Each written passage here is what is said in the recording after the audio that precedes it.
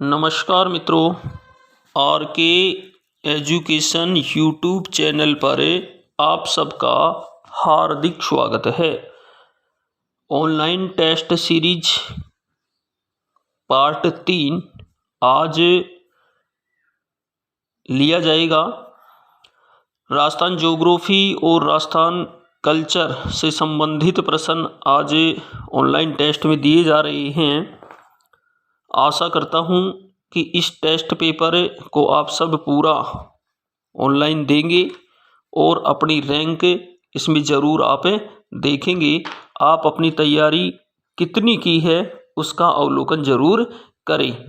प्रामाणिक प्रश्न online test है, अपना ऑथेंटिक प्रश्न है, कोई किसी प्रकार का प्रश्न मिसगाइड करने वाला नहीं है। इसको अधिक से अधिक लिंक को शेयर करें और सब्सक्राइब जरूर करें। पहला प्रश्न है, राज्य के कुल कितने क्षेत्र में पश्चिमी रेतीला मैदान का विस्तार है? ऑप्शन ए है 3 लाख वर्ग किलोमीटर, बी 1,75,000 वर्ग किलोमीटर, 2,50,000 वर्ग किलोमीटर, 5 लाख वर्ग किलोमीटर। आपको मालूम होगा राजस्थान के कुल क्षेत्रफल के 61% भाग पर मरुस्थल फैला हुआ है और राजस्थान का जो क्षेत्रफल है 3,42,239 वर्ग किलोमीटर है। तो अपने को पूछ क्या रहा है ये कि पश्चिमी रेतीला जो मैदान है उसका विस्तार राजस्थान के कुल क्षेत्रफल का कितना है? तो उसका सही उत्तर होगा 1.75 लाख वर्ग किलोमीटर। नेक्स्ट प्रश्न है, मरुस्थली का लगभग कितने प्रतिशत भाग रेतीले टीलों से ढका हुआ है? यानी वही मरुस्थल से प्रश्न बनाया गया है ये कि जो अपना मरुस्थल है 61% भाग पर उसका कितना प्रतिशत भाग रेत के टीलों से आवृत है? 40%, 60%, 80% और डी ऑप्शन है 20%। तो इसका सही उत्तर 60% होगा, क्योंकि जो मरुस्थल है उसमें जैसलमेर, बीकानेर, बाड़मेर, जोधपुर लगभग इन जिलों में ही मरुस्थल फैला हुआ है और ये सभी टीलों से आवृत मरुस्थल माना जाता है। अगला प्रश्न है, राज्य में पवना अनुवर्ती बालू का स्तूपों का सर्वाधिक विस्तार कहाँ मिलता है? यानी जो बालू का स्तूप है वो भी कैसे बालू का स्तूप है? पवना अनुवर्ती। इनका विस्तार सबसे ज्यादा कौन से जिलों में होता है? ए ऑप्शन है गंगानगर और हनुमानगढ़, बी जैसलमेर और बाड़मेर, सी बीकानेर और नागौर, डी सीकर और झुंझुनू। पवना अनुवर्ती बालू का स्तूप आपको बताना है। आपको मालूम होगा राजस्थान में अनुप्रस्थ, बरखान ये भी बालू का स्तूपों के प्रकार हैं। तो इसका सही उत्तर होगा जैसलमेर और बाड़मेर।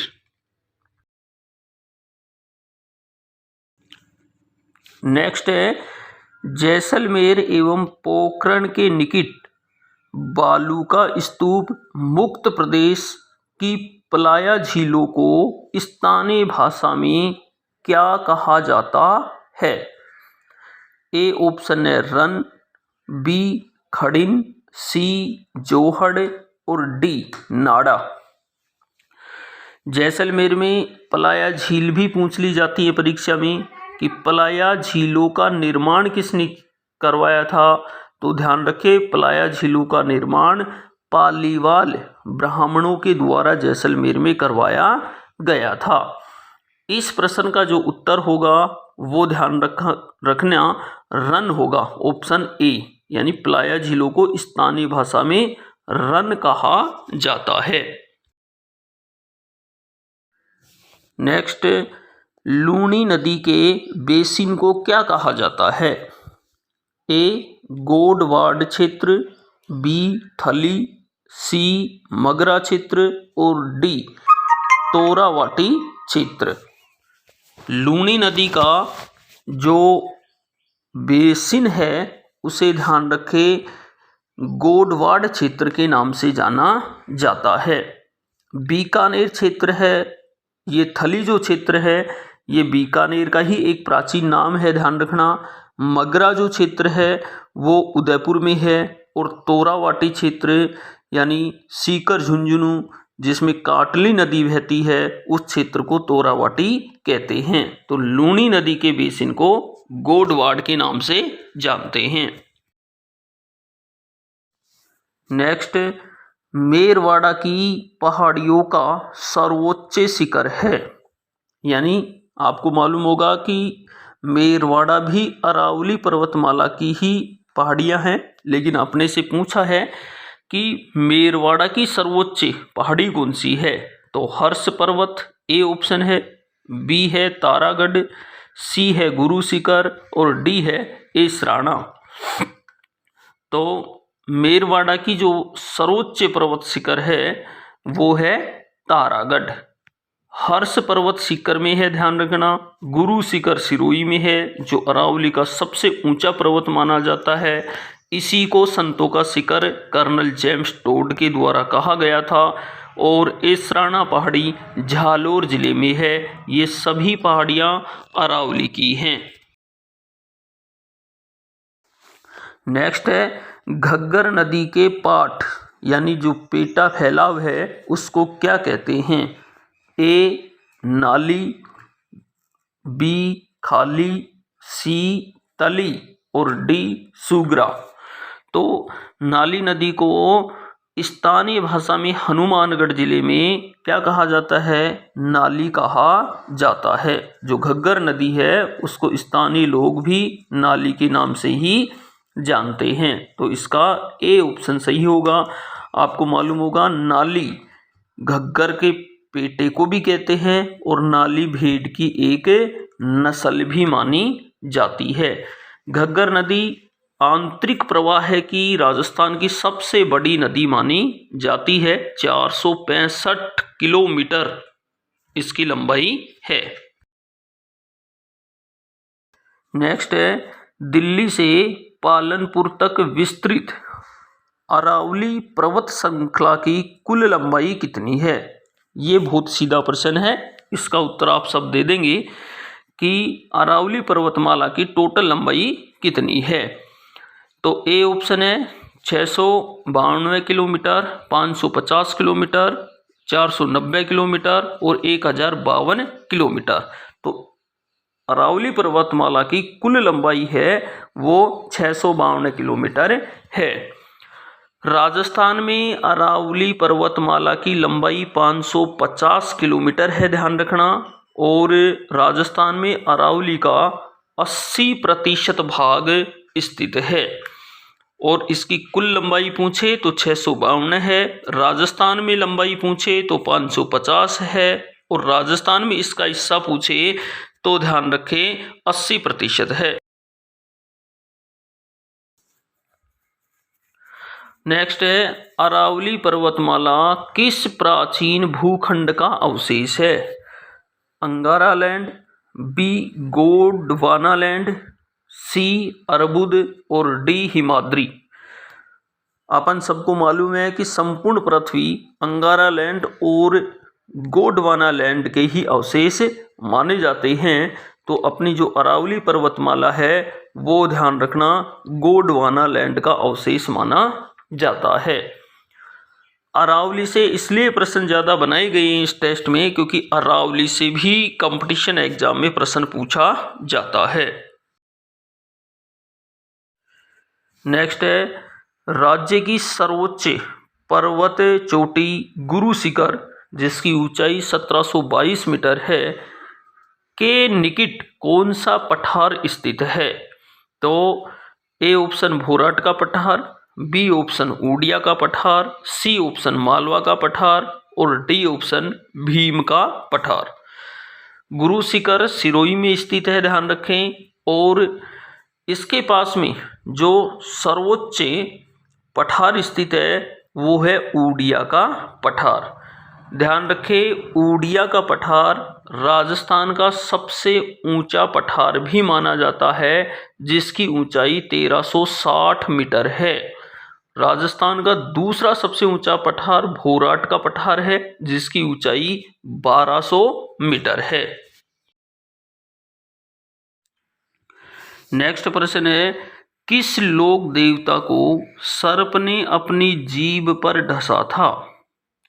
ए ऑप्शन है मल्लीनाथ जी को, बी कल्ला जी को, डी बाबू जी को, और डी है तेजा जी को।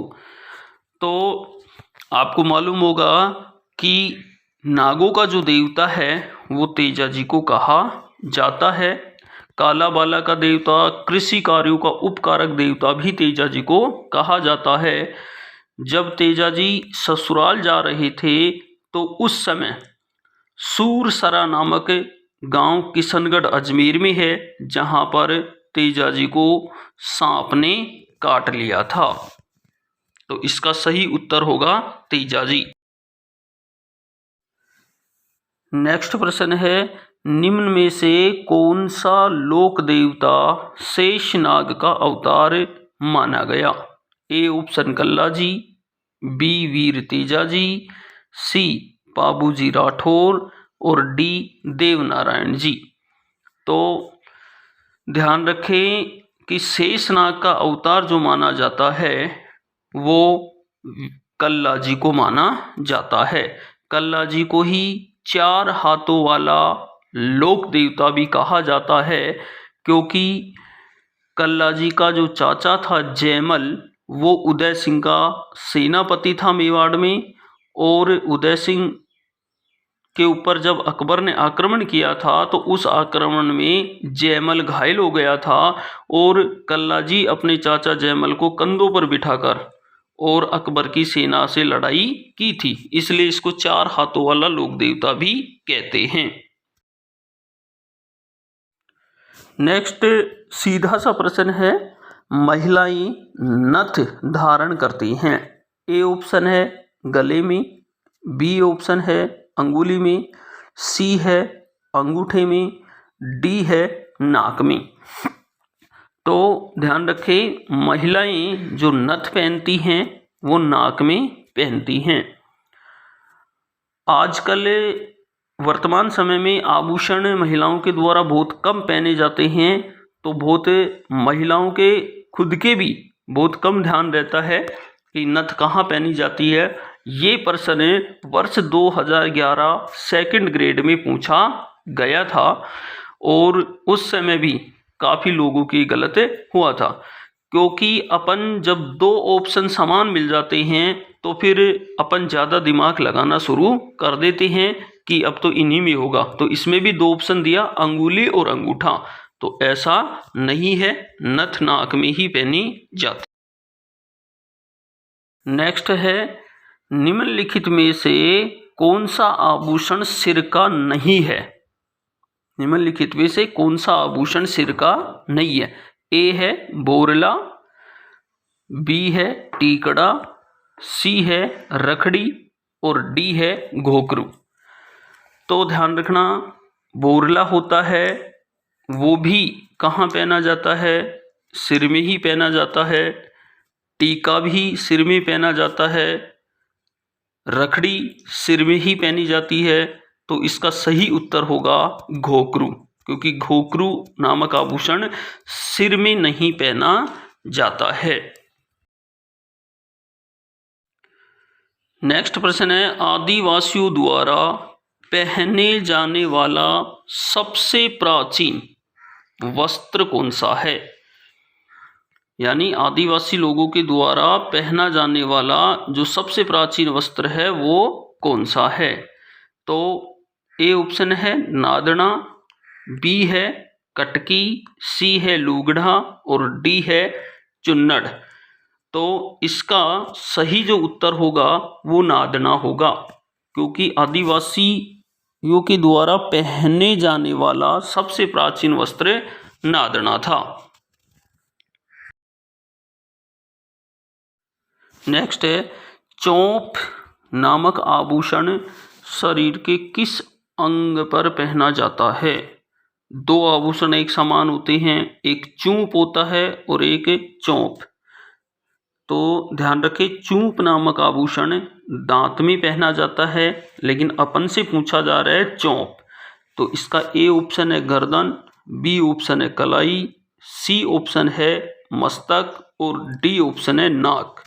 तो ध्यान रखना, चौंप नामक आभूषण है जो नाक में पहना जाता है और चूंप नामक आभूषण दांत में पहना जाता है। नेक्स्ट प्रश्न है, तंग, मोरखा, गोरबंद और पिलान ये सब क्या हैं? घोड़े के श्रृंगार की सामग्री, बी है छकड़े से संबंधित वस्तुएं, सी है ऊंट की सजावट की वस्तुएं और डी है खेजड़ी व बड़ पूजन का सामान। तो ध्यान रखें, तंग, मोरखा, गोरबंद और पिलान ये सब ऊंट की सजावट करने की वस्तुएं हैं। गोरबंद राजस्थान का ध्यान रखें एक लोकगीत भी है और गोरबंद ऊंट के गले का आभूषण भी है। पिलान भी पूछ लेता है डायरेक्ट अकेला, तो ऊंट के पीठ पर रखे जाने वाली जो चौकी नुमा लकड़ी का बना होता है उसे पिलान कहते हैं। तो ये सारी जो हैं वो ऊंट की सजावट की वस्तुएं हैं। नेक्स्ट प्रश्न है, मुर्कियां पहनी जाती हैं गले में, नाक में, कान में और हाथ में। तो सबसे पहली बात तो ये है कि मुर्कियां पुरुष का आभूषण है या फिर महिला का आभूषण है।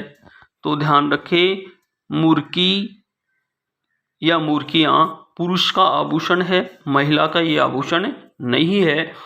और ये मुर्कियां पुरुष के द्वारा, ध्यान रखना, कान में पहनी जाती हैं। नेक्स्ट प्रश्न है, तगड़ी पहनी जाती है। तो वही है कि तगड़ी महिला का आभूषण है। ये कहाँ पहना जाता है? गले में, हाथ में, कमर में और पैर में। तो तगड़ी का दूसरा रूप से भी प्रश्न पूछा जाता है। तगड़ी को ही ध्यान रखना करधनी भी कहा जाता है कि करधनी कहाँ पहनी जाती है, तो भी वही उत्तर होगा। तो तगड़ी यानी कि जो करधनी है वो कमर में पहनी जाती है। नेक्स्ट प्रश्न है, अंगरखी का ग्रामीण भाषा में क्या नाम है? अंगरखी ध्यान रखना, इसको एक वस्त्र का नाम है ये अंगरखी, जिसको गांव की भाषा में किस नाम से जाना जाता है? इस प्रश्न का उत्तर आपको मेरे को कमेंट बॉक्स में बताना है, क्योंकि इसका उत्तर मैं आपको नहीं बता रहा हूँ। आपको अंगरखी को अपनी भाषा में क्या कहते हैं, गाँव की भाषा में, ये आपको मेरे को कमेंट करके बताना है। ए ऑप्शन है जामा, बी है नानड़ा, सी है बुक्तरी और डी है तिलका। ऑनलाइन टेस्ट सीरीज के लिए रोज़ाना अपने यूट्यूब पर विजिट ज़रूर करें। रोज़ाना ऑनलाइन टेस्ट सीरीज अब धीरे धीरे प्रश्नों की संख्या बढ़ाई जा रही है। पहला जो ऑनलाइन टेस्ट था वो 15 प्रश्नों का था, दूसरा ऑनलाइन टेस्ट 10 ही प्रश्नों का था, लेकिन आज ऑनलाइन टेस्ट को 20 का किया गया। अब लगातार ऐसे बढ़ते हुए ही क्रम में चलेंगे। धन्यवाद।